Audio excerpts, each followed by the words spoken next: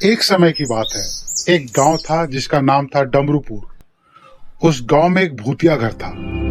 आज से कुछ साल पहले उस गांव में एक जादूगर लड़की रहती थी। उसने काले जादू से पूरे गांव को परेशान करके रखी थी। लेकिन एक दिन अचानक उस जादूगर लड़की की उसी घर में मौत हो गई।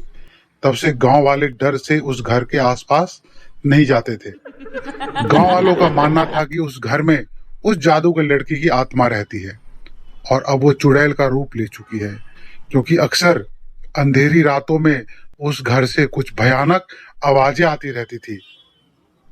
एक दिन गांव के कुछ बच्चे, जिसमें चीनू और मीनू भी थे, उस भूतिया घर में जाने का और उस घर में घूमने का फैसला किया।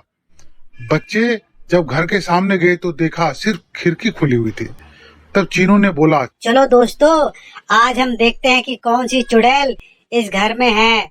और वो सभी उसी खिड़की के अंदर चले गए।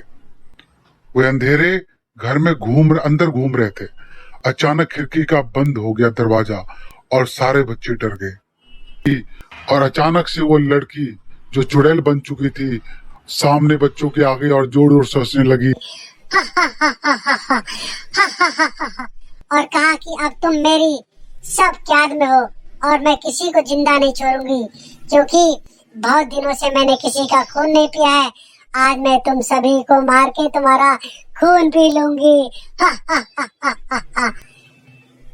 बच्चों को डर के मारे कुछ समझ नहीं आ रहा था, लेकिन फिर भी वो हिम्मत नहीं हारे और एक साथ मिलकर बाहर निकलने का रास्ता ढूंढने लगे।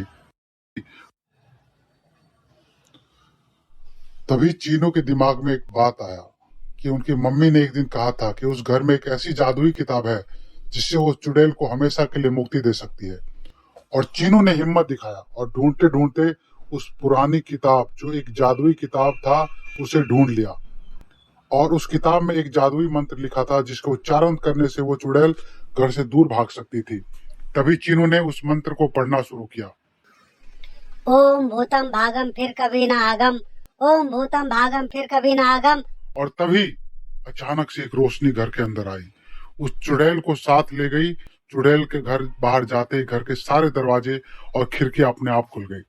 बच्चे बाहर निकल गए। उस दिन से उस घर उस चुड़ैल से आजाद हो गया। गांव वालों ने सारे बच्चों की साहस की तारीफ की और दोनों भाई बहन चीनू और मीनू को साहसी का इनाम दिया। सीख: जिसके अंदर साहस नहीं होता उसे हर कार्य असंभव लगता है, और जिसके अंदर साहस होता है वो हर असंभव कार्य को भी साधारण समझता है। जो इसी तरह की रोमांचक कहानियों के लिए इस चैनल को सब्सक्राइब करें और बेल आइकन को दबाना ना भूलें। Thank you.